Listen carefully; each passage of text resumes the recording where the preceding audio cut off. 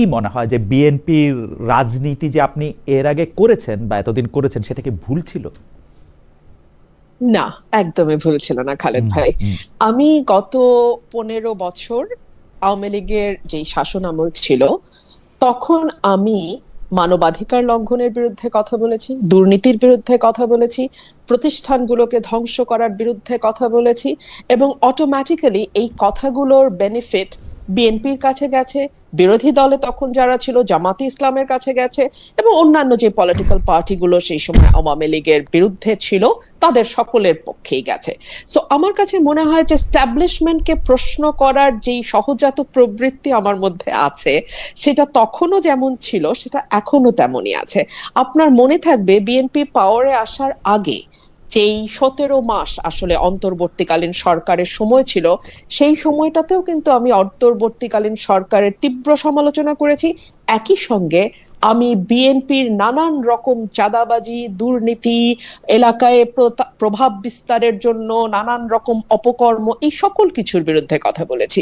So আমার আমার নিজের কাছে মনে হয় যে আমি সবসময় আমার নিজের কাছে সৎ থাকবার চেষ্টা করেছি। সো এই সৎ থাকতে গিয়ে আমি হয়তো স্টাবলিশমেন্টের বিরোধিতা করেছি, তখন এখন স্টাবলিশমেন্টে যখন যে থাকে দেখা গেছে কথাগুলো তার পছন্দ হয়নি, ব্যাপারটি আসলে এতটুকুই। বেশ ফারহানা, আপনি আওয়ামী লীগের বিরুদ্ধে যেমন বলেছেন, তত্ত্বাবধায়ক সরকার বা অন্তর্বর্তীকালীন সরকারের বিরুদ্ধে যেমন বলেছেন সেটা ঠিক, সেটির সুফল বা সেটির কারো না কারো পক্ষে তো গিয়েছেই, বিএনপি বা জামাত ইসলামের পক্ষে গিয়েছে, কিন্তু আপনি কিন্তু বিএনপির নেতৃত্বের পক্ষেও কথা বলেছেন, বিএনপির নেতৃত্বের পক্ষেও বিভিন্ন প্রশ্নের উত্তর দিয়েছেন, কিন্তু এখন আপনি সেই মানে নিজের বলা কথার বিরুদ্ধেই অনেক সময় অনেকখানে দাঁড়াচ্ছেন। আমাদের প্রশ্ন হচ্ছে যে এখনকার বিএনপি কি আগের বিএনপির চেয়ে আলাদা? মানে সরাসরি আলাদা, কোথায় আলাদা যদি বলতেন? বিএনপির আসন পরিবর্তন হয়ে গেছে।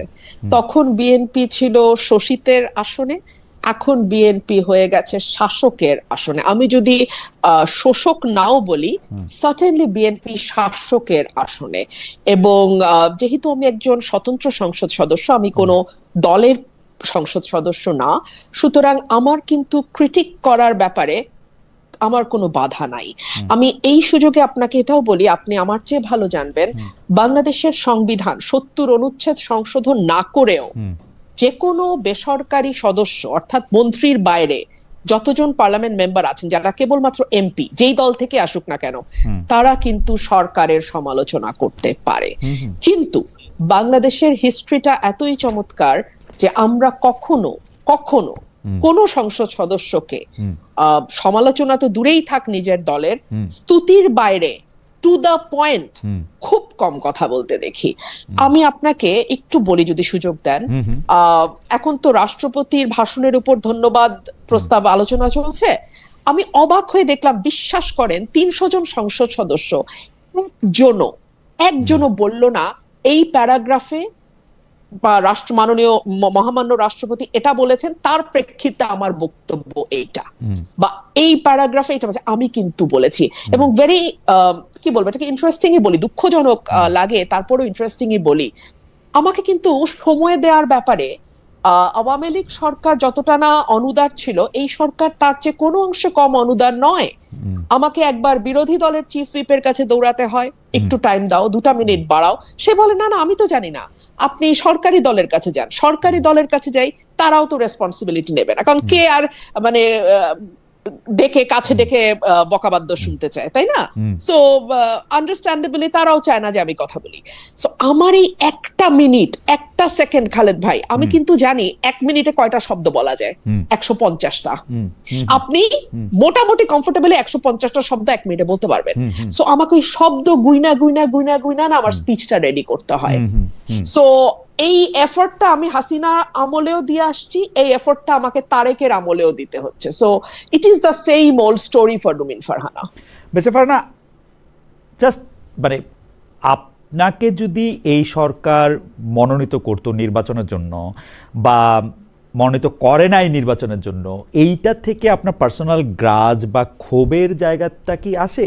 মানে ব্যাপারটা কি এরকম যে আপনাকে যেহেতু নমিনেশনটা দিল না বা আপনাকে যথাযথ মূল্যায়ন করলো না, সেই জন্য আপনি একটা পার্সোনাল গ্রাজ থেকে আজ বিএনপির বিরোধিতা করতেছেন? তাহলে খালেদ ভাই আপনি আমাকে বলেন, নমিনেশন তো ডিক্লেয়ার হয়েছে নভেম্বরে, হ্যাঁ, এন্ড অফ নভেম্বর। এর আগে 5ই অগস্টের পর থেকে শুরু করে নভেম্বর পর্যন্ত এই যে 15টা 13টা 14টা মাস আমি যে বিএনপির নানান অপকর্ম নিয়ে প্রশ্ন তুলেছি, সেটা কেন তুললাম? তখন তো আর মনোনয়ন দেওয়া না দেওয়ার কথা আসে নাই, আমি কিন্তু তুলেছি। 1, 2 হলো, আমি সব সময় আপনাকে আমার আগের ইন্টারভিউতেও বলেছিলাম যে রাজনৈতিক দলগুলোর আসন পরিবর্তন হয়, আজকে যে এদিকে বসছে কালকে সে ওদিকে বসে, কিন্তু ভাগ্যের পরিহাস আমার আসনটা অপরিবর্তিতই থাকে। আমি সব সময় অপ্রেসড মানুষের পক্ষে কথা বলি, যে কারণে যখন বিএনপির নেতা নেত্রীদের নেতাকর্মীদের যেভাবে মামলা হামলা মিথ্যা মামলা গায়েবী মামলার মধ্যে দিয়ে যেতে হয়েছে, আজকে যখন আমি দেখি একই কায়দায় এফআইআর এর মধ্যে সেম অ্যালিগেশন 25টা 30টা এফআইআর দেখি একই অ্যালিগেশন, শুধু নাম পরিবর্তন হচ্ছে, 500 জন আসামি, তার মধ্যে ধরেন শিরিন শারমিন চৌধুরী খুনের মামলা, মানে উইচ ইজ অ্যাবসার্ড। তো এই বিষয়গুলো যখন আমি দেখি তখন আমার কাছে মনে হয় এগুলো ভীষণ রকম অন্যায়, এবং একজন আইনজীবী হিসেবে, একজন আইন প্রণেতা হিসেবে, একজন নাগরিক হিসেবে, একটা স্বাধীন দেশের নাগরিক হিসেবে এটা প্রতিবাদ করার একটা মানে কি বলবো, এটা আমার প্রাথমিক দায়িত্বের মধ্যে পড়ে। এখন এটার বেনিফিট শিরিন শারমিন চৌধুরী পাচ্ছে না এটার বেনিফিট তারেক রহমান পাচ্ছে, এটার চেয়ে অনেক বেশি গুরুত্বপূর্ণ হচ্ছে অন্যায়টার বিরুদ্ধে আওয়াজ তোলা। মানে একটা আওয়াজের বাইরে তো আসলে আমার মতন সামান্য একজন সংসদ সদস্য কিছু করতে পারে না, এর চেয়ে বেশি কিছু করার আসলে আমার নাই, আমার ক্ষমতা নাই, কিন্তু আওয়াজটা তো আসলে তোলা দরকার। আচ্ছা বেরিসা ফারহানা, এই সিরিজের শেষ প্রশ্ন, আপনি কি এই 15 বা 17 বছরে মানে আপনি কি সবসময় এরকম ন্যায়ের পক্ষে থেকেছেন দলের পক্ষে না থেকে? সবসময় কি আপনি? না, আমি সব সময় পারিনি, না না পারিনি। আপনাকে অনেক সময় আমাকে অনেক কিছু দেখেও না দেখার ভান করতে হয়েছে, অনেক কিছু বলা উচিত কিন্তু আমি হয়তো বলি নাই। তবে খালেদ ভাই, আমি নিজের সঙ্গে নিজে বসেছি, আমি 1-1.5 বছর আমি নিজের সঙ্গে নিজে প্রচুর কথা বলেছি, এবং আমি নিজেকে প্রশ্ন করেছি যে তুমি কেন বলো নাই, কেন তখন তুমি এই কথাগুলো বলো নাই। হ্যাঁ, ধরুন 21 আগস্ট ফর এক্সাম্পল, এটা নিয়ে কিন্তু আমি আমার দলের যে ন্যারেটিভ সেটা আমি বারবার বলেছি।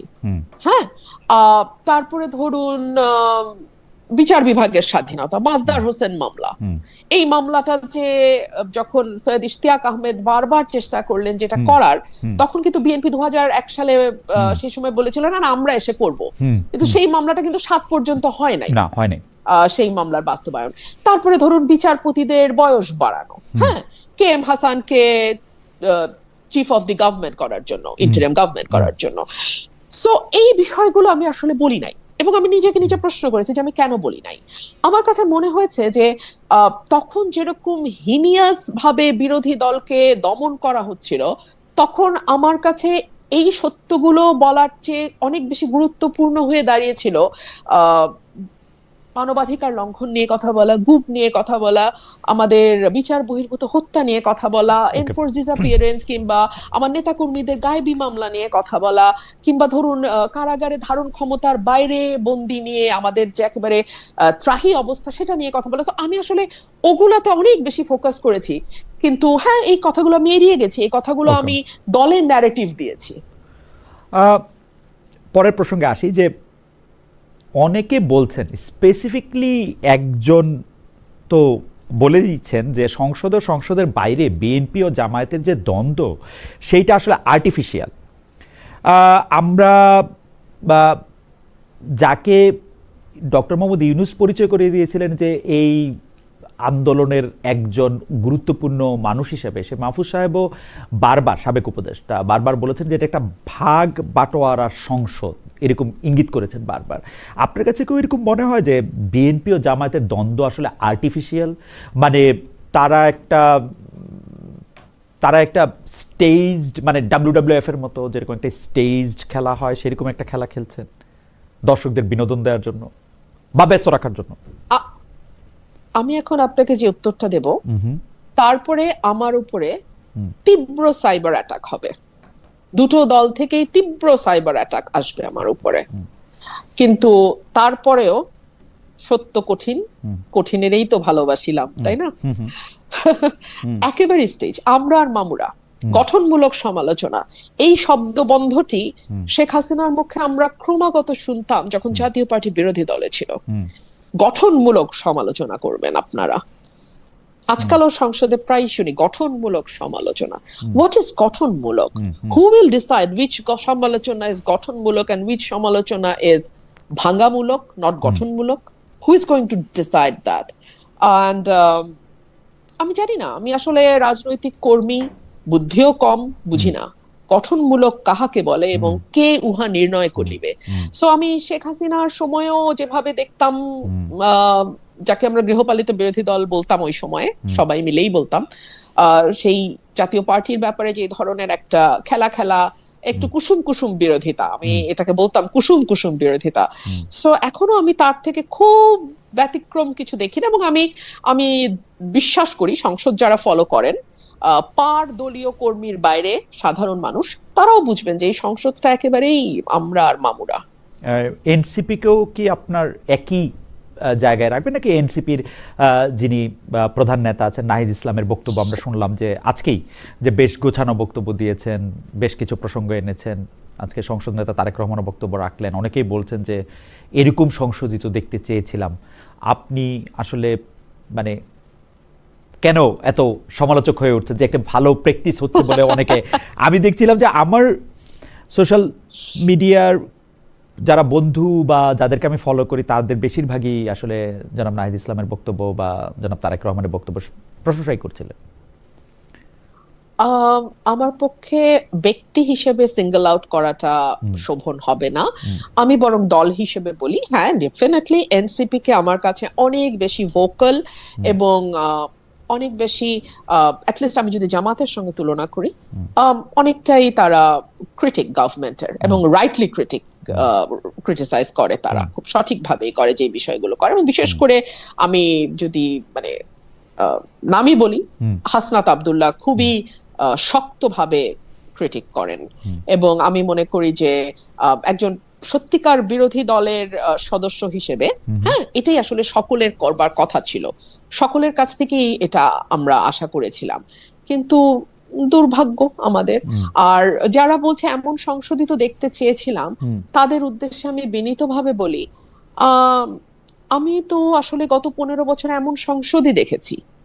হ্যাঁ, মানে যদি 15 এটি প্রথম নয়, এটি প্রথম নয়। না না না না না 14 সাল থেকে 24 পর্যন্ত আপনি ধরেন না, হ্যাঁ 14 থেকে 24 পর্যন্ত অন্তত 10টা বছর তো আমরা আসলে এই কুসুম কুসুম বিরোধিতা, গঠনমূলক সমালোচনা, তুমিও আছো আমিও আছি, শুধু শুধু তো আর খারাপ কথা আমরা কেউ কারো বিরুদ্ধে বলবো না, একটু একটু পিঠ চাপড়ানো, একটু একটু খোঁচা, মিষ্টি মিষ্টি প্রেম, এই সংসদ তো আমরা দেখছি ভাই। মানে 14 থেকে 24 ইট ওয়াজ অ্যাবসলিউটলি দ্য সেম। ওকে, আমি দেখেন খালেদ ভাই, আরেকটা জায়গা আপনি একটু দেখেন, শেখ হাসিনা আমাদের ক্রমাগত ভয় দেখাইতো, হ্যাঁ যে দেখো জঙ্গি না আবার আইসা পড়ে, হ্যাঁ আমরা ঠিক থাকি নাহলে আবার জঙ্গি আসবে, ইসলামিস্টরা আসবে। এখন আবার দেখি সংসদে নতুন ভয় দেখানো হয়, এই আমরা ঠিক থাকি নাহলে কিন্তু ফ্যাসিস্ট এসে পড়বে, মানে ইট is the same circus for God sake. কিন্তু কথা যাই হোক, আমি পরবর্তী প্রসঙ্গে যাই। আপনাকে একজন দর্শক অনেকবার একটা মানে ইয়ে পাঠিয়েছেন, সেইটা আমি একটু আপনাকে পড়ি। উনার নাম রাজু আহমেদ রাজান। খালেদ মহিউদ্দিন ভাই দয়া করে প্রশ্নটি করবেন, রুমিন ফারহানাকে বিএনপি যদি মহিলা এমপি না বানাতো, বাংলাদেশে কতজন লোক রুমিন ফারহানাকে চিনতো? অনুরোধ রইল প্রশ্নটি করুন।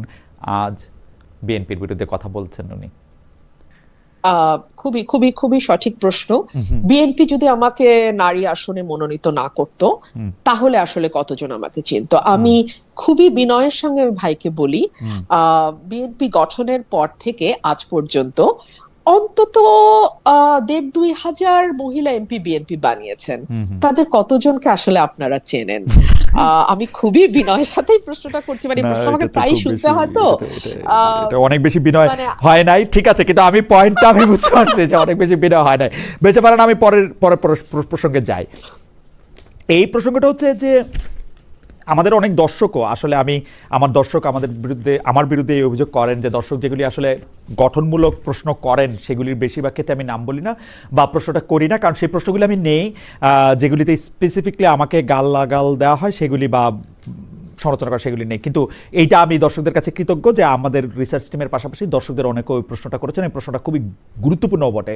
সেই প্রশ্নটা হচ্ছে যুক্তরাষ্ট্রের সঙ্গে যে বাণিজ্য চুক্তিটি হয়েছে, অন্তর্বর্তীকালীন সরকার যে 3 দিন আগে বাণিজ্য চুক্তিটা করলো, যেটার মধ্যে থেকে আমি অন্তর্বর্তীকালীন সরকারের যিনি মুখপাত্র ছিলেন সেই শফিক সাহেবকে জানতে চাইলাম। শফিক সাহেব বললেন যে এটা যে কোনো সময় এটা বাতিলও করা যেতে পারে, কিন্তু সরকার এটিকে রাখলো শুধু না, যিনি এই চুক্তিটি করার কৃতিত্ব বেশি দাবি করতে পারেন তাকে আবার এই সরকারের মন্ত্রীও করা হলো। সব কিছু নিয়ে আপনি এইটা একটা সংসদের মাধ্যমে রিভিউ করার একটা দাবি তুলেছেন। এইটার এখন কি অবস্থা? মানে আমার কাছে মনে হয় যে হ্যাঁ এটা হইতে পারে, যেমন শফিক সাহেব বলতেছেন যে চুক্তিটা খুবই ভালো, ব্যারিস্টার ফুয়াদও বললেন যে হ্যাঁ ইন্ডিয়ার ইয়া থেকে বাইরে হয়ে আমেরিকার ইয়া খুবই ভালো। তাই আমি বললাম ভালো হলে ভালো, কিন্তু আপনার দাবিটা তো খুব যুক্তিযুক্ত যে সংসদের মাধ্যমে রিভিউ করার দাবি। এই দাবিটার ক্ষেত্রে আপনি খালি দাবি তুলতে পারেন, মানে এই রিভিউটা একজন সংসদ সদস্য হিসেবে আপনিও করতে পারেন কিনা, মানে আপনিও এইটা আসলে টেবিলে দিতে পারেন কিনা, বা এটা আপনি কিভাবে চান বা এটা কিভাবে হতে পারে? খালেদ ভাই, আমি দীর্ঘ সময় এটা নিয়ে ভেবেছি যে আমাদের আর্টিকেল 145A অনুযায়ী সংবিধানের যে কোনো বিদেশি চুক্তি যদি সেটা গোপনীয় না হয়ে থাকে সংসদে প্রেজেন্ট করতে হবে। কিন্তু আনফরচুনেটলি সংবিধানের এই ধারাটা আমরা কেউ দেখেও দেখি না। 1, 2 হলো এই চুক্তিটি ভয়ানক বিতর্কিত একটি চুক্তি দুটি কারণে। এক হচ্ছে একটা অনির্বাচিত সরকার নির্বাচনের 3 দিন আগে তড়িঘড়ি করে এরকম একটা চুক্তি করতে পারে কিনা। 2, এরকম একটা চুক্তি যেটা ট্যারিফ কমানোর নামে করা হলো, সেই ট্যারিফটাই কিন্তু বাতিল হয়ে গেছে যুক্তরাষ্ট্রে। তো সেই ট্যারিফটার উপরে না, ট্যারিফ কমানোর যুক্তিতে যেই চুক্তি করা হলো নির্বাচনের মাত্র 3 দিন আগে, সেটা একটা রিভিউ হওয়া দরকার না সংসদে? এইবার আসেন আমার ক্ষমতা প্রসঙ্গে। আমি সংসদ মুলতুবি চাইতে পারতাম, কিন্তু ইতিহাস বলে 2-3টা ইনসিডেন্টের বাইরে সংসদ মুলতুবি হয় না। সো আরেকটা থাকতে পারে যে আমরা স্বল্প সময় আলোচনার জন্য 68 বিধিতে আমি নোটিশ দিতে পারতাম, যেটা স্পিকার মিন করেছেন যে আপনি নোটিশ দেন। আপনি জানেন এই নোটিশটা আমার 5 জন সংসদ সদস্যের স্বাক্ষর লাগবে।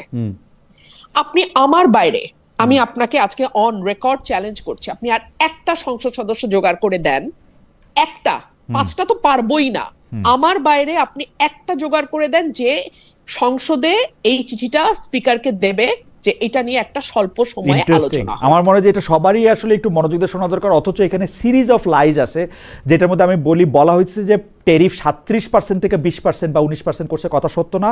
এর আগে চুক্তির আগেই সেটা 20% আইসা ছিল, এবং সেই 20% নিয়েও আসলে কোর্ট একটা অর্ডার দিয়ে রাখছিল, এটার মধ্যে কোনো টাইম বাউন্ড ছিল না, এবং এইটা মিথ্যার পর মিথ্যা বলা হয়েছে। এবং আমি আপনার কথা শুনে আমার কাছে মনে হলো যে এই সংসদে যদি আপনি ছাড়া আর একজন না থাকে যে এইটা আসলে স্পিকারের নোটিশে আনতে পারবেন, আমাদের মনে হয় এর চেয়ে বড় দুর্ভাগ্য আর কিছু হতে পারে না। মানে মার্কিন যুক্তরাষ্ট্রের সাথে এরকম একটা চুক্তি, যে চুক্তিটার সাথে আসলে জামাতে ইসলামী এবং বিএনপি দুজনের সাথে আসলে কথা বলছে, মানে ভালো চুক্তি, তো ওনারা দুজন এটাকে ভালো বললেই পারে।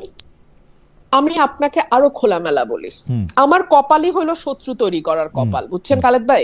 আমি আরেকটু শত্রু তৈরি করি।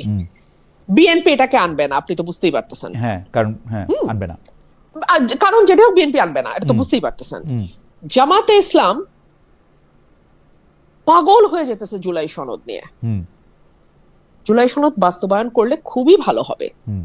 আমি জুলাই সনদের বিপক্ষে না, আমার বাড়ি ভাঙা হয়েছে, আমার উপরে আমি ওই শহীদ মিনার বহুত কিছু, আমি এগুলো ক্রেডিট ক্লেম করার ওই মানে শ্যালো পলিটিক্স বাদ দেই। হ্যাঁ, আমার প্রশ্ন হলো এই যে ভয়াবহ একটা চুক্তি, যেই চুক্তিটা আপনার সার্বভৌমত্বের উপর প্রশ্ন তুলতে পারে, আপনি তেল আনবেন কোথা থেকে সেটার জন্য তার পারমিশন লাগবে, এবং লাগছে, রাশিয়া থেকে পারে নাই তেল আনতে। আচ্ছা, আপনি মানে যুদ্ধ সরঞ্জাম, অস্ত্র, এগুলোর যুদ্ধ সরঞ্জাম কোথা থেকে কিনবেন, কম দামে কোথায় পাচ্ছেন, বা আপনি একটা কম্পিটিটিভ ভ্যালুতে যাবেন এই সুযোগ আপনার নাই এই চুক্তি অনুযায়ী। আরো বহু সমস্যা আছে। আমরা কয়েক হাজার কোটি টাকার রাজস্ব বঞ্চিত হব, আর সেখানে আমেরিকা যেই ইয়েতে অল্প কয়েকটা, এবং এটা নিয়ে যখন আমরা প্রশ্ন তুলবো তখন বলা হবে যে ইন্ডিয়ান ন্যারেটিভ থেকে প্রশ্ন করা হচ্ছে, যে ভাই তাহলে সংসদে আলোচনা কর তাহলে তো বুঝে যাবে না যে চলেন 350 টাকার আলু খাই এখন বৈশা বৈশা, এখন আমরা আমেরিকান আলু খাবো, ফাইন। আচ্ছা, এখন আপনি আমারে বলেন জামাত কিন্তু আগে হাত ধুয়ে ফেলছে, আমরাই চুক্তিতে হ্যাঁ বলি নাই, তো বলো নাই তো তাইলে যে 1.5 মাস সংসদ চললো একবারও তুললো না, তোমরা এইটা তুললা না কেন? এবং এইটার ব্যাপারে তারা কোনো, এবং আপনি যে বলছেন যে আমরাও মামুরা, এটার একটা আমার কাছে মনে হয় যে এটাও একটা প্রমাণ। দেখেন আবার আমার কাছে মনে হয় যে বড় বড় বিষয় না, যাই হোক, আপনাকে দর্শকের আরেকটা মন্তব্য একটু শোনাই। উনার নাম আল জাইদ ভ্লগস। উনি বলছেন তাহলে তো বলা যায় ফেসিস্ট হাসিনার আমলে রুমিন ফারহানা সংসদে কুসুম কুসুম বিরোধিতা করত, প্লটও নিত। শামীম ওসমানের বোন হিসেবে রুমিন ফারহানা বেশ গদগদ এবং আপ্লুত ছিল। আপনি ইচ্ছা করলে জবাব দিতে পারেন, নাহলে আমরা পরের প্রসঙ্গে যেতে পারি। এটা না আসলে অ্যাডোমেনাম ফ্যালাসি, মানে উনি আমার বক্তব্য ওনার খুবই গায়ে লেগেছে, কিন্তু সেটার কোনো জুৎসই জবাব উনি পাচ্ছেন না। এক হচ্ছে আমি প্লট নেই নাই, আমি একদিনের মাথায় প্লটের আবেদন প্রত্যাহার করেছি। আমি কুসুম বিরোধিতা করেছি না আগুন বিরোধিতা করেছি এটা সারা বাংলাদেশ জানে, হ্যাঁ। আর কুসুম বিরোধিতাটা এখন আমি দেখি যারা আমাকে গালি দিতে চায় তারা ব্যবহার করছে। এই কথাটি মানে জনকই আমি এই কথাটা প্রথম পার্লামেন্টে বলেছিলাম। আর জননী আর 3 নাম্বার আরেকটা কি বললেন, শামীম ওসমানের বোন, হ্যাঁ নিশ্চয়ই, বিকজ আওয়ামী লীগের ফাউন্ডার মেম্বারসদের মধ্যে শামীম ওসমানের বাবা যেমন ছিল আমার বাবাও ছিল, সো সেই অর্থে শামীম ওসমান আমার বাবার বন্ধুর ছেলে, হ্যাঁ। কারণ আমরা একটা পলিটিক্যাল মানে ফ্যামিলি থেকে একটা লিগ্যাসি বহন করছি, so that's fine, I mean এটা হতেই পারে। VGR 937, আমি পরবর্তী প্রসঙ্গে যাওয়ার আগে এটা একটু বলি। ডক্টর ইউনূসের বিরুদ্ধে ষড়যন্ত্র বাদ দেন খালেদ ভাই, উনি আপনাদের জন্য ডক্টর ইউনূস ব্যর্থ হয়েছিল। ডক্টর ইউনূসের বিরুদ্ধে ষড়যন্ত্র বাদ দেন, আপনাদের জন্য ডক্টর ইউনূস ব্যর্থ হয়েছিল। Okay fine. আমি ডক্টর ইউনূস তো ব্যর্থ হয় নাই খালেদ ভাই, উনি 666 কোটি টাকার কর মওকুফ করছে। আমি ষড়যন্ত্র করে আমাকে বাদ দিতে বলছি। ঠিক আছে, আমি পরবর্তী প্রসঙ্গে, উনি এখন ভিভিআইপি প্রোটোকলের উদ্ভট নজির তৈরি করে ওটা উপভোগ করতেছে, মানে উনি তো ব্যর্থ হয় নাই, উনি যা করতে চাইছিল তাই করে গেছে উনি বাংলাদেশ থেকে। কিন্তু সর্বশেষ সরকার প্রধানের তো 1 বছর আসলে ভিভিআইপি প্রোটোকল থাকাই উচিত, মানে এটা নিয়ে আমরা এত উদ্বিগ্ন কেন হইতেছি? মানে যিনি সরকার প্রধান আছেন তিনি তার চেয়ারটা ছাড়া কেন জানেন? হ্যাঁ জি বলেন। হ্যাঁ, উদ্বিগ্ন কেন? কারণ এটাকে লুকাইতে চাইছে। কোনো কিছু লুকাইতে চাওয়া ইজ নট ভেরি নাইস। আপনাকে একটা মেসেজ দেয় যে সামথিং ফিশি। লুকাইতে চাইছে কিনা সেটা আমি শিওর না, তবে বেরিসা ফারহানা, আমরা পরবর্তী প্রসঙ্গে যাই। আপনি জানেন যে এই প্রশ্নটাও আপনি হয়তো আপনার মাথায়ও অনেকবার আসছে, যে কারণ সেনাপ্রধান সবসময়, আমাদের যিনি সেনাপ্রধান এখন আছেন, অন্তর্বর্তীকালীন সরকারের সময় ছিলেন, শেখ হাসিনার সময়ও তিনি ছিলেন, সেই সেনাপ্রধান সবসময় বলে এসেছিলেন যে নির্বাচিত সরকার এলে, মানে 5 আগস্টে ঘটনার পরে নির্বাচিত সরকার এলে সেনাবাহিনী ব্যারাকে ফিরে যাবে। এখনো যায়নি যে সেনাবাহিনী, এর কারণ কি বলে মনে হয়? অনেকে এই যুক্তি দিচ্ছে যে আর্মি ব্যারাকে ফিরলে নিষিদ্ধ আওয়ামী লীগ কঠোরভাবে মাঠে নামতে পারে, এই জায়গা থেকে সিদ্ধান্ত নেওয়া হচ্ছে না। আমরা একটু আপনার মন্তব্য শুনতে চাই যে সেনাবাহিনী এখনো ব্যারাকে ফিরে যায় নাই। নির্বাচিত সরকার আসছে, 2 মাসের বেশি সময় হলো, ফেব্রুয়ারি 17 না, মার্চ এপ্রিল, হ্যাঁ 2 মাসের বেশি সময়, 2.5 মাসের মতো সময় আছে। এটা নির্বাচিত সরকারের ব্যর্থতা। নির্বাচিত সরকার আর্মিকে ব্যারাকে ফেরত পাঠাতে ব্যর্থ হয়েছে, 1। 2 হচ্ছে নির্বাচিত সরকার স্বীকার করে নিচ্ছে যে বাংলাদেশের আইন শৃঙ্খলা পরিস্থিতি ঠিক রাখা, মানে অ্যাটলিস্ট লিভেবল রাখা। বাংলাদেশের আইন শৃঙ্খলা পরিস্থিতি 5ই আগস্টের পর ঠিক বলাটা খুবই মানে ভুল হবে, হ্যাঁ। লিভেবল বাংলাদেশ রাখা, সেই ক্যাপাসিটি, সেই কম্পিটেন্স গভর্নমেন্টের নাই। 3 হচ্ছে এই সরকার একই সঙ্গে এই বার্তাও দিচ্ছে যে আওয়ামী লীগ যদি রাজনৈতিকভাবে মাঠে নামে তাহলে তাকে মোকাবেলা করবার মতন তাদের সেই পলিটিক্যাল উইজডম বলেন বা পলিটিক্যাল স্ট্রেংথ বলেন বা পলিটিক্যাল কি বলবো পলিটিক্যাল ক্যাপাসিটি বলেন, সেটাও গভর্নমেন্টের নাই। এর বাইরে তো আমি আসলে কেন সেনাবাহিনী ব্যারাকে ফিরছে না তা তার জবাব দিতে পারবো না। কারণ একটা যুদ্ধ বিধ্বস্ত দেশ যখন ছিল বাংলাদেশ, সেই সময়ও কিন্তু বঙ্গবন্ধু বাংলাদেশের মাটিতে নেমেই ইন্ডিয়ান আর্মিকে বাধ্য করেছিল চলে যেতে ইন্ডিয়াতে। এটা কিন্তু ওনার একটা বিরাট সাফল্য হিসেবে দেখা হয়, বিরাট সাফল্য। সো সেখানে একটা নতুন গভর্নমেন্ট, বাংলাদেশে কোনো যুদ্ধ হয় নাই, number one. Number two, Bangladesh কোনো ওয়ার অবস্থায় এখন নাই, আগেও হয় নাই, এখনো নাই। এরকম অবস্থায় সেনাবাহিনী যারা, মানে আমার সবসময় আমাদের সেনাবাহিনী প্রধানকে মনে হয়েছে যে উনি যা বলছেন উনি সেটা মিন করছেন। উনি বলেছেন আমি টায়ার্ড, আমি ক্লান্ত হয়ে গেছি এই সিভিল দায়িত্ব পালন করতে করতে, that is not my job. He is absolutely right, that is not his job. কিন্তু তাকে এটা করতে হচ্ছে, স্টিল তিনি সেখানে এখনো করতে হচ্ছে, স্টিল তিনি সেখানে আছেন, তিনি সেখানে আছেন, এবং তাকে এটা করতে হচ্ছে নিশ্চয়ই। এই গভর্নমেন্ট তাকে সেই, মানে নিজেরাও সেই ভরসা পাচ্ছে না যে তারা আর্মিকে ছাড়া তারা ল অ্যান্ড অর্ডার কে ঠিক রাখতে পারবে। এবং আমাদের হোম মিনিস্টার ভেরি ইন্টারেস্টিংলি ওনার সকল বিষয়ে বুৎপত্তি আছে, আলহামদুলিল্লাহ, মাশাআল্লাহ। মানে উনি সংবিধান নিয়ে যখন কথা বলেন তখন আমার মনে হয় যে মানে আমাদের মানে সংবিধানের বড় বড় যারা মানে মানে কি বলবো বিশেষজ্ঞ ছিলেন এবং আছেন এখনো, তারাও খুবই থতমত খেয়ে যাবেন। হ্যাঁ, উনি এত ভালো সংবিধান বোঝেন, জানেন।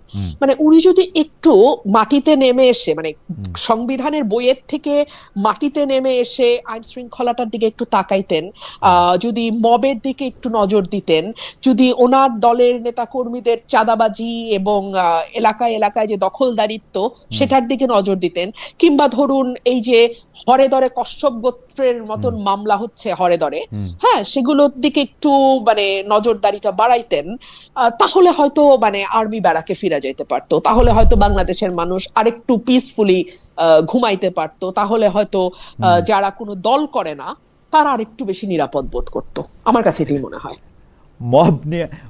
মব নিয়ে যখন কথা বললেন তখন আমি আমার মনে আছে যে আপনার সঙ্গে ঢাকায় যখন আমার কথা হয়েছিল সাক্ষাৎকার, আপনি বলেছিলেন যে অন্তর্বর্তী আমি আপনাকে কোট করছি, অন্তর্বর্তী সরকারের কোনো অংশের ইন্ধনেই একটি শক্তি মাঠে ছিল যারা মবের মাধ্যমে অরাজক পরিস্থিতি তৈরি করত।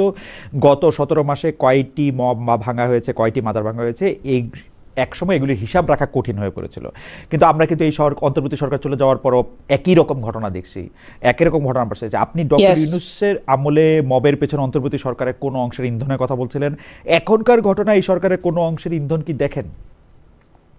এখন তো আমরা মানে থানার ভেতরে মব করা হচ্ছে, যেটাতে ছাত্রদলকে আমরা আক্রমণকারী দেখছি। অনেকে বলছেন যে তাদের বিরুদ্ধে মামলাটা পর্যন্ত নেওয়া হচ্ছে না।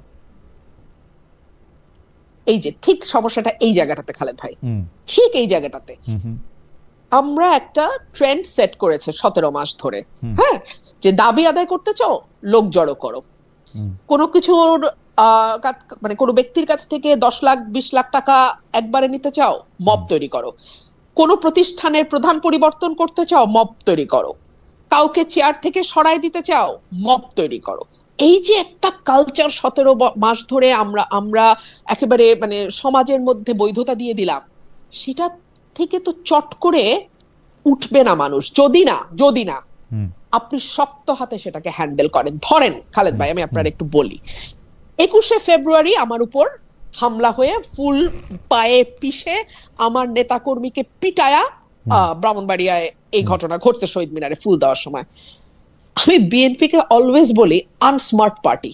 হ্যাঁ, মানে এদের যতটুকু না মানে মানে ইয়ে আছে, ক্যাপাসিটি আছে, কিন্তু সেটাকেও তারা না প্রপারলি পলিটিক্যালি ইউটিলাইজ করতে পারে। ধরেন ওই দিনই যদি স্বরাষ্ট্রমন্ত্রী একদম শক্তভাবে কন্ডেম করে যারা এটার সঙ্গে যুক্ত তাদেরকে আইনের আওতায় নিত, তাহলে কিন্তু এখন তারা এটাকে পলিটিক্যালি পজিটিভ একটা কালার দিতে পারতো। মানে কিছুটা ক্রেডিট তাদের ঝুলিতে গিয়ে জমা হইতো যে আমরা কিন্তু জিরো টলারেন্সে আছি, সে আমাদের দলের বাইরে চলে গেছে, সে স্বতন্ত্র এমপি, কিন্তু আমরা তার বিরুদ্ধে হওয়া কোনো অন্যায়কেও মানব না। It's a very beautiful message from the government side. কিন্তু তারা কিন্তু আমি একটু ডেভিলস অ্যাডভোকেট হই, আপনার ব্যাপারে এইসব সিদ্ধান্ত নেওয়া তো মুশকিল, কারণ আছে আপনি তো একাই 100, আপনি তো ডিসি সাহেবকে ধমকান, তাকে আঙ্গুল তুলে বকা দেন, তাকে মানে বাদ করে দেন। মানে এখন আসলে একটা স্বরাষ্ট্রমন্ত্রী চেয়ারে বসে থেকে আপনার বিরুদ্ধে আক্রমণটা আপনি ইনিশিয়েট করেছেন কিনা সেইটাও তো একটা। ধরেন আমি ইনিশিয়েট করেছি, হুম, উনি দেন অ্যান্ড দেন বিষয়টা অ্যাড্রেস যদি করতেন, পুলিশকে ফোন করতেন। আর আজকালকার দিনে না খালেদ ভাই বিশ্বাস করেন, হুম, ওই আমার ম্যাজিস্ট্রেটকে বুড়া আঙ্গুল দেখানো যেমন লুকানো যায় না, হুম, আবার একইভাবে হুম, ওই আমি আমার কিছু ইনিশিয়েট আমি করলাম কিনা হুম, হুম, সেটাও লুকানো যায় না। আর বিশেষ করে স্পটলাইটের নিচে যারা থাকে তাদের তো আরো কিছু লুকানো যায় না। হুম, সো এইটা বোধহয় এমন কোন রকেট সায়েন্স হইতো না যে ইনিশিয়েটটা কে করলো, কেন হইলো, কোথায় হইলো। এটার ভিডিও ফুটেজ, মানে স্টিল ছবি হাজার হাজার ফেসবুকে ভাসা বেড়াইতেছে। সো আমি জাস্ট বলতেছি কি, এখন আমি ডেভিলস অ্যাডভোকেট হই, মানে বেচারা বিএনপি এটাকে পলিটিক্যালি এনক্যাশ করতে পারতো, কিন্তু বেচারা বিএনপি ওইটুকু মানে হয়তো মনে করছে দরকার নাই 222টা সিট আসে, তারপরে হচ্ছে যে যারা আসে তারা মামুরা আসে, তারা আপনি একজন মানে ইউ আর অ্যাবসলিউটলি রাইট।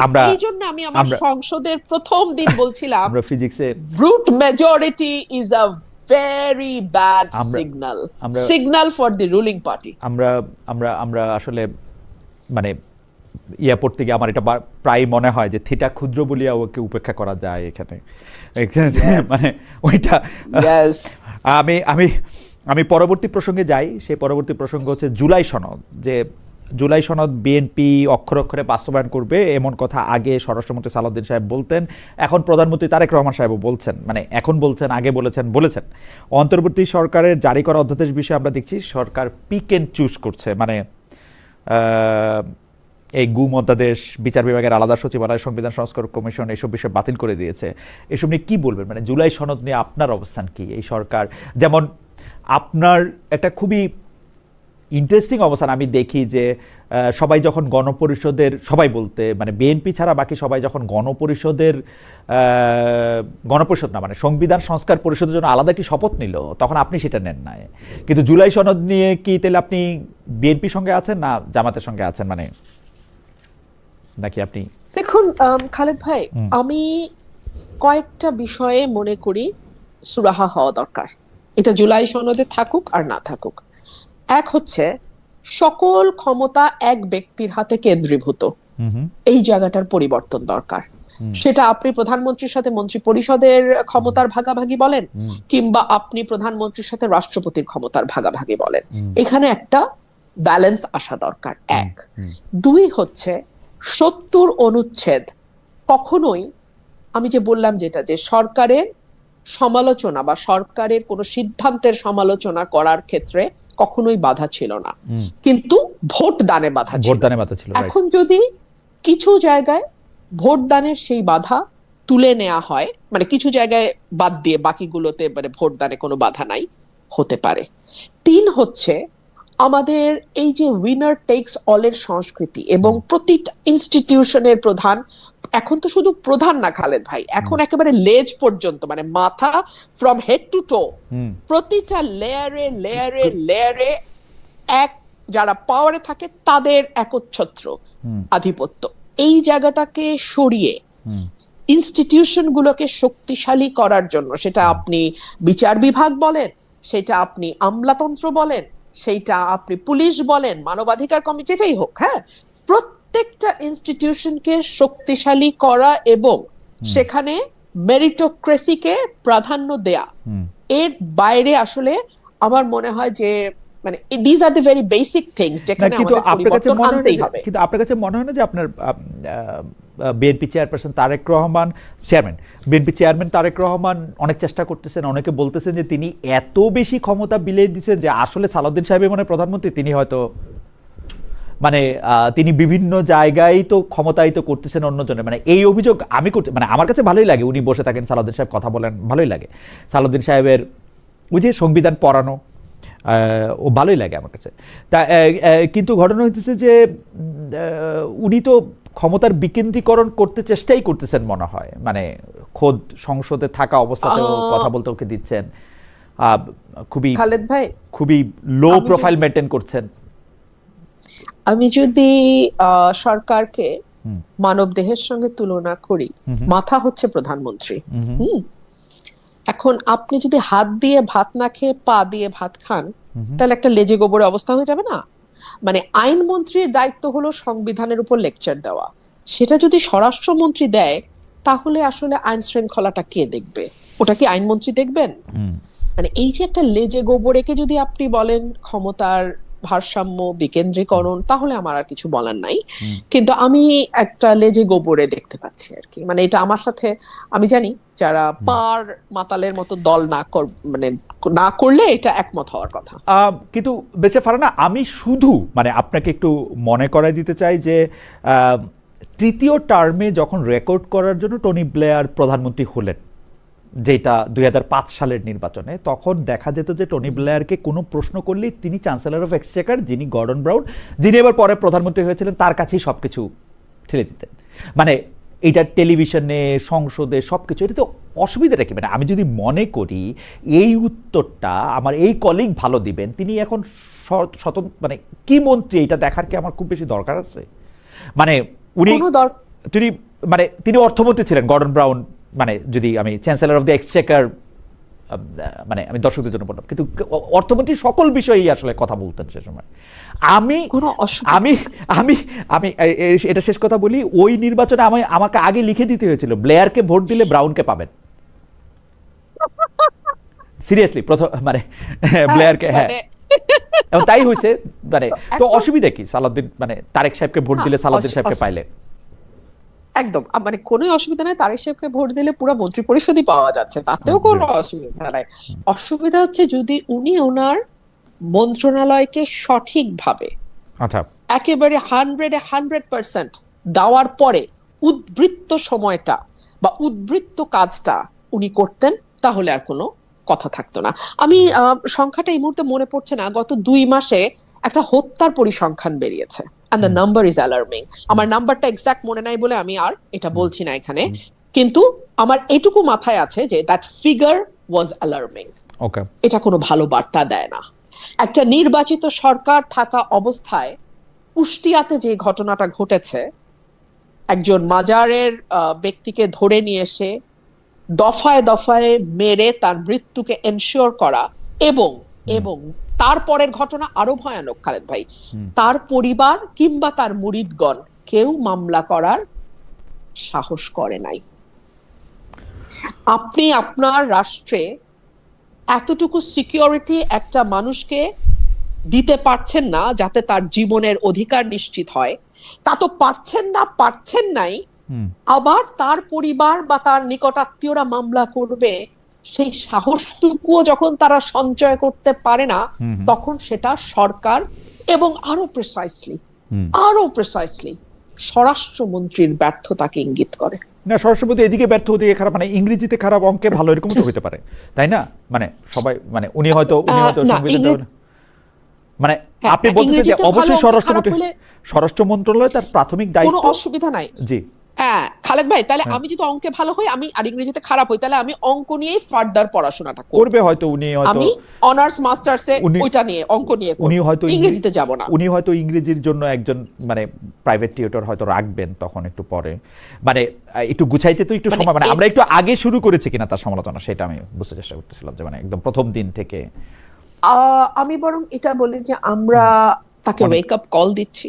আচ্ছা, ওয়েক আপ কল দিচ্ছেন। যাই হোক, এর মধ্যে ইন দ্য মিন টাইম দর্শক মোহাম্মদ মেহেরাজুল ইসলাম উনি বলছেন, ভাই আমার নাম খালেদ মুহিউদ্দিন, আপনি লিখেছেন যে খালেদা ভাই আপনিও দেখি কুসুম কুসুম প্রশ্ন করতেছেন।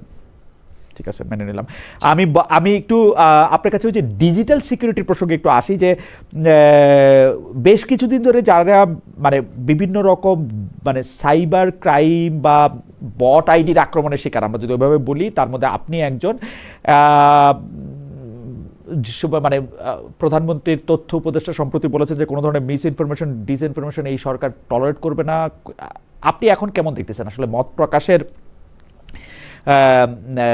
স্বাধীনতা, এই বট আইডি, মিসইনফরমেশন, ডিসইনফরমেশন, এগুলি আসলে কিভাবে আপনি দেখেন? মানে কথা হইলো যে আমরা কি কেউ আমার বিরুদ্ধে একটা মিথ্যা কথা বললো, আমরা কি তার আসলে গ্রেপ্তার দাবি করতেছি, সেইটা কি আবার বাক স্বাধীনতায় হস্তক্ষেপ করা হবে কিনা? মানে কি আছে যদি কেউ আমার বিরুদ্ধে একটা মিথ্যা কথা ছড়ায় বা একটা ফটো কার্ড তারা দেয়, এটাকে আমরা এত অপরাধ হিসেবে কেন দেখবো, বা এখানে ফাইন লাইনটা কোথায়? ফাইন লাইনটা আমার কাছে যেটা মনে হয়, মানে আমি তো অসম্ভব রকম এগুলোর শিকার হয়েছি। একে তো নারী, তার উপর এস্টাবলিশমেন্ট বিরোধী নারী, তার উপর women with a voice. So আমাকে ভয়ানক রকম আক্রমণের শিকার হতে হয়েছে, এবং গত কয়েক বছর ধরে আসলে আমার কাছে মনে হচ্ছে ফাইন লাইনটা হচ্ছে যতক্ষণ পর্যন্ত না, হ্যাঁ, আপনার সেই মিথ্যা ফটোকার্ড একটা অস্থিরতা তৈরি করছে, ততক্ষণ পর্যন্ত এটাকে পাত্তা দেওয়ার কিছু নেই। ধরুন বলা হলো যে আপনি ধর্মের বিরুদ্ধে এই কথা বলেছেন, যেটা আপনি বলেন নাই, এবং এটা আপনার জীবন এবং আপনার পরিবারের উপর একটা হুমকি তৈরি করছে, তখন আমার মনে হয় এই ধরনের মিথ্যাকে দেন অ্যান্ড দেয়ার অ্যাড্রেস করতে হবে, দেন অ্যান্ড দেয়ার এই ব্যাপারে অ্যাকশন নিতে হবে। কিন্তু এর বাইরে আপনি আমার বিরুদ্ধে, আমি আপনার বিরুদ্ধে গালাগালি, নোংরা কথা, বিশ্রী মানে ফটোশপ করা ছবি, যা ইচ্ছা করে, আপনার যেরকম রুচি, আপনার রুচিকে আপনি প্রতিনিধিত্ব করেন, কোনো অসুবিধা নাই। একেবারে আপনার রুচিকে আপনি প্রতিনিধিত্ব করেন, কোনো অসুবিধা নাই। আমি একটু পুরনো প্রসঙ্গে, দর্শক যেহেতু এই প্রশ্নটা বারবার করতেছেন, সেই জন্য আপনাকে একটু বলি। উনার নাম হচ্ছে আবুল কালাম আজাদ, যে উনি একটি শপথ নিয়েছেন, আরেকটি কেন নেননি, সেটি একটু সংক্ষেপে বলবেন কিনা? হ্যাঁ, আমি তো বহুবার বলেছি, আবারও বলছি, যেহেতু আমি প্রথম শপথটা এক্সিস্টিং সংবিধানের অধীনে নিচ্ছি, সেহেতু দ্বিতীয় শপথটা আমি নিতে পারি না। কারণ দ্বিতীয় শপথটা নেওয়া মানে হচ্ছে প্রথম শপথটা নালিফাই হয়ে যায়।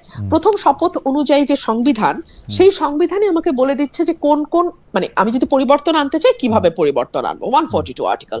তো এরপরে যখন আমি আরেকটা শপথ নেই এবং সংবিধান সংশোধন পরিষদ গঠনের জন্য শপথটা নেই, তখন আসলে আমার প্রথম শপথটা প্রশ্নটা হচ্ছে থাকে না। বেশি পারে না, প্রশ্নটা হচ্ছে যে আপনি তো জানতেন যে আপনাকে দুটো শপথ নিতে হবে, কারণ এই ব্যাপারে একটা অধ্যাদেশ জারি হয়েছে নভেম্বরেই। আপনি জানতেন যে একটা পরিষদ হবে যারা সংবিধান সংস্কার করবে, সেই শপথটাও নেওয়া হবে, একই দিনে সেই শপথ নেওয়া হবে, এটা তো একটা অধ্যাদেশে, এটা তো লেখা ছিল।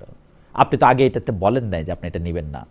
আরো একটা কথা হলো যে মোটামুটি ভাবে 70-75 জন তো ওই দুই শপথ নিছেন, তাদের শপথ মানে কি ভঙ্গ হয়ে গেছে, তারা কি বাদ হয়ে গেছে? তারা তো রীতিমতো সুন্দর সুন্দর কথা বলতেছেন। এই সংবিধান একদল বলছে ছুঁড়ে ফেলে দেওয়া উচিত ছিল, ছুঁড়ে ফেলে দিতে হবে, নতুন করে লিখতে হবে, উই হ্যাভ টু রিরাইট ইট। আরেক দল বলছে না, আমরা কিছু জায়গায় অ্যামেন্ড করব। যারা বলছে ছুঁড়ে ফেলে দেওয়া দরকার ছিল, তারা কেন 5ই আগস্টের পর সেটা ছুঁড়ে ফেলে দিল না? তারা কেন বিপ্লবী সরকার গঠন করলো না?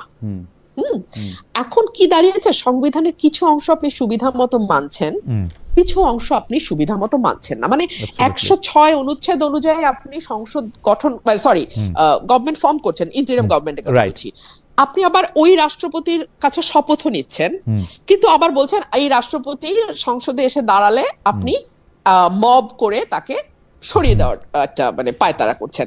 মানে এটা মানে কি একরকম, মানে মনে হচ্ছে একটা বড় কেক পাওয়া গেল, আপনি একবার এদিকে খাচ্ছেন, আবার বন্ধুকে ডেকে ওইদিকে দিচ্ছেন। সেইটা তো মোটামুটি ভাবে আমরা সবাই করতেছি, মানে আমরা সংবিধান করতেছি, সংবিধানে যা কিছু আছে সেগুলির অর্ধেকটা মানতেছি না, কিছুটা ভালো লাগলে মানতেছি, কিছুটা ভালো লাগলে মানতেছি না। এটা ভালোই, এটা খারাপ না, কারণ মনে হয় যে সংবিধানের জন্য তো মানে আমরা পরবর্তীকালে আমরা যাই করব সেটাই সংবিধান, এটা তো আমরা আগেও দেখে আসছি, পরে এগুলি সবগুলি ঠিক হয়ে যাবে, এতে অসুবিধা নাই। কিন্তু সব রাটিফাই করে ফেলবে, হ্যাঁ, সব আমরা যা যা করছি সবকিছু শুদ্ধ বলিয়া গণ্য হইবে, তত কোনো গণ্য হইবে, তাহলে তো কোনো অসুবিধা হবে না। আমি এই প্রসঙ্গে যখন প্রশ্নটা করব, তখন দর্শকরাও আসলে কাছাকাছি বিষয়ে কথা বলতেছেন যে গত 1 বছর ধরে যারা আপনাকে পছন্দ করেন, তারা আপনার কথা পছন্দ করছেন, তাদের বড় একটি অংশ আবার এই অভিযোগ তুলছেন যে আপনি আওয়ামী লীগকে বাঁচিয়ে রেখেছেন, আওয়ামী লীগের নেগেটিভ ধরে রাখার কাজ করছেন, মানে আপনি আসলে একজন মানে গুপ্ত আওয়ামী লীগার, আপনার মনের মধ্যে আওয়ামী লীগটাই আছে, অনেকে এরকম বলতেছেন। মানে আপনি কি দেখেন? যে আমার কাছে না নিজেকে, মানে আমি যদি তাদের সকল অভিযোগ সত্য বলিয়া ধরিয়া লই, হ্যাঁ, যে আমি আওয়ামী লীগকে বাঁচায় রাখছি, আওয়ামী লীগের ন্যারেটিভ বাঁচায় রাখছি, তাহলে সম্ভবত আমি একটা লাইফ সেভিং মেশিনের মতন, বুঝছেন? যখন বিএনপি আইসিইউতে ঢুকে আমি গিয়ে বিএনপি রে বাঁচাই, যখন আওয়ামী লীগ আইসিইউতে ঢুকে আমি গিয়ে আওয়ামী লীগ রে বাঁচাই। না, হইলেন লাইফ সেভিং মেশিন, আপনি তো সময় বিএনপি করতেন, সেজন্য আপনি বিএনপি কে বাঁচাইতে চেষ্টা করছেন, আপনি তো আওয়ামী লীগ করেন না নাকি করেন সেজন্য গোপনে? মানে না, আমি আওয়ামী লীগ করি না, অবশ্যই আমি আওয়ামী লীগ করি না, কিন্তু আমি আপনাকে কিন্তু এই উত্তরটা দিয়েছি যে যখন আপনার প্রতিপক্ষের হাত থেকে তলোয়ার পড়বে, তখন তাকে আঘাত করা সবচেয়ে বড় কাপুরুষের কাজ। Okay. আপনি আপনার প্রতিপক্ষকে আঘাত করবেন, আমি আপনাকে তখনই বীর বলবো যখন সে তার সর্বোচ্চ শক্তির অবস্থাতে থাকে। আওয়ামী লীগ যখন তার সর্বোচ্চ শক্তিশালী অবস্থায় ছিল, তখন আজকে যারা কমেন্ট করছে তাদেরকে নিয়ে কিছু বলা কি ঠিক হবে? না মানে ঠিক আছে, মানে আমরা নিশ্চয়ই বুঝতে পারতেছি কিছু, আপনি বুঝে নেন। জি জি জি। তাহলে আপনি আসলে মানে আপনার বক্তব্যগুলি আওয়ামী লীগের পক্ষে এখন যাচ্ছে, কারণ হচ্ছে যে আপনি আসলে যার প্রতি অন্যায় হচ্ছে তার পক্ষে কথা বলছেন, ব্যাপারটা কি এরকম? যে এখন সিম্পল, একদম একদম ভেরি সিম্পল। কিন্তু আওয়ামী লীগ এত বছর ধরে, মানে একটা প্রশ্ন তো আসেই যে আওয়ামী লীগ এত বছর ধরে যদি এত অন্যায় করতে পারলো, তার বিরুদ্ধে আসলে আমরা ন্যায় কেন করব? মানে অনেকে এই প্রশ্ন আমারও করে যে মানে অন্যায়রে তো অন্যায় দিয়ে করব কেন জানেন? হ্যাঁ জি বল। না না না না, কখনো না। জি, ঘৃণার পাল্টা ঘৃণা যখন আপনি শুরু করবেন না, ঘৃণার চাষের বাইরে আপনি আর কিছু দেখবেন না। মানে I for an I will make the entire society blind. Right. So আমি সেটা করব না। তো আপনি যে আওয়ামী লীগের চেয়ে বেটার, আপনি আওয়ামী লীগকে সরাইছেন কেন? কারণ আওয়ামী লীগ খারাপ ছিল। তো আপনি যদি সেটাই আবার করেন, তাহলে আওয়ামী লীগের দোষ কি ছিল?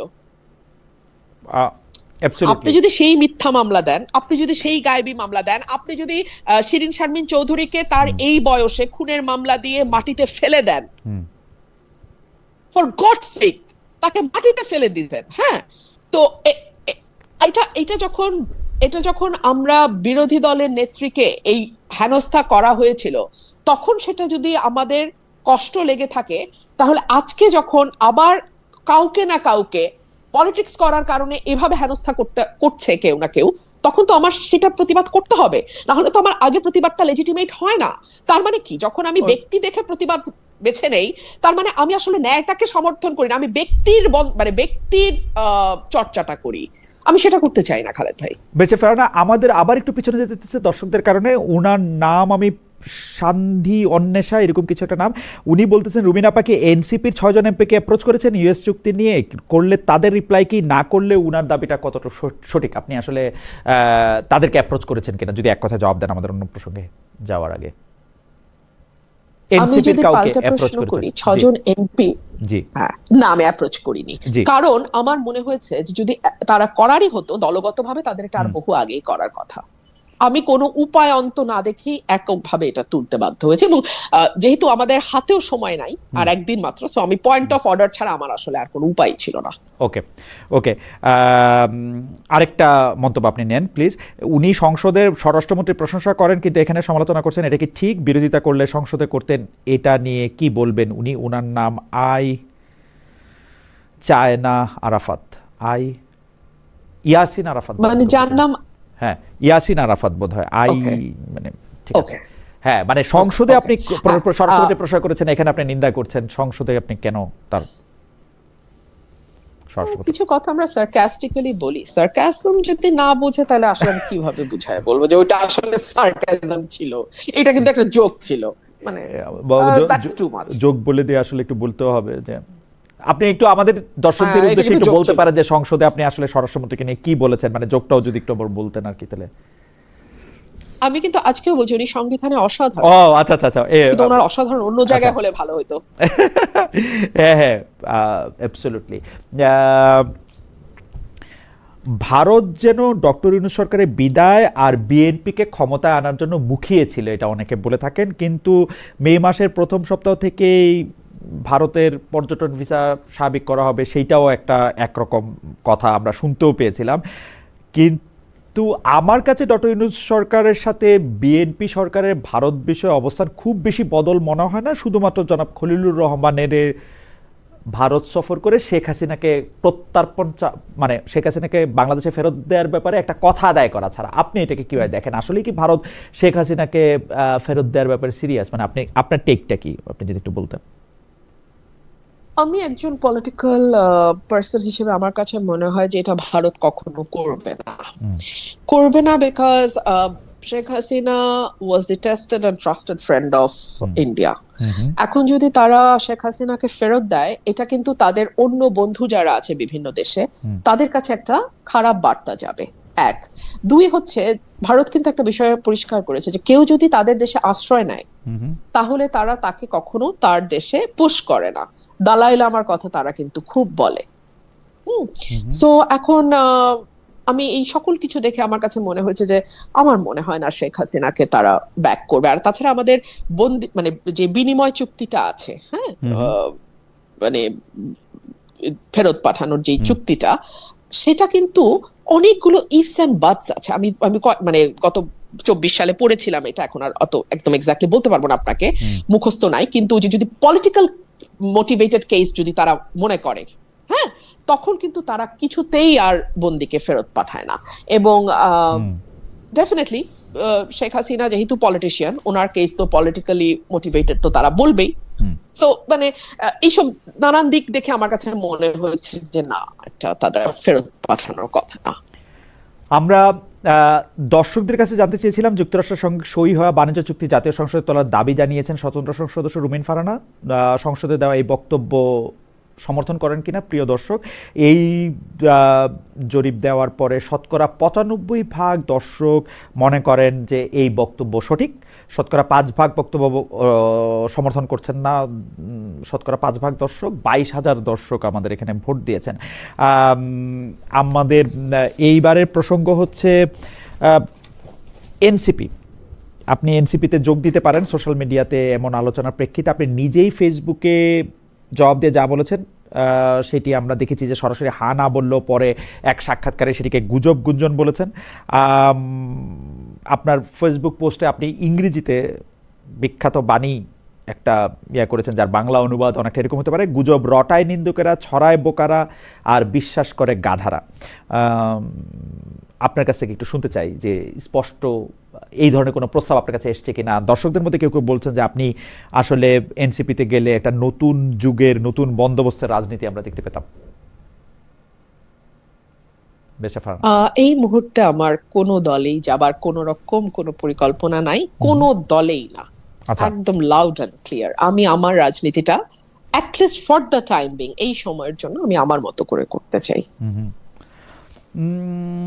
আপনি আপনার মতো করে করাটার ক্ষেত্রে এইটা কি আপনার কখনো মনে হয় কিনা, এই প্রশ্নটা আমার, যে আপনি আসলে সারা বাংলাদেশের সব বিষয়ে আপনি কথা বলার থেকে এখন কিছুটা আপনি কি এইটা প্রেফার করতেছেন যে আপনার সংসদীয় এলাকা নিয়ে কথা বলার? কারণে এর আগে আপনি ছিলেন মনোনীত সংসদ সদস্য, এবার যেহেতু আপনি সরাসরি ভোটে নির্বাচিত সংসদ সদস্য, আপনি আসলে আপনার সেই ব্রাহ্মণবাড়িয়ার আসনটা নিয়ে ভাবছেন, বাংলাদেশের পলিসি নিয়ে আপনাকে আসলে খুব বেশি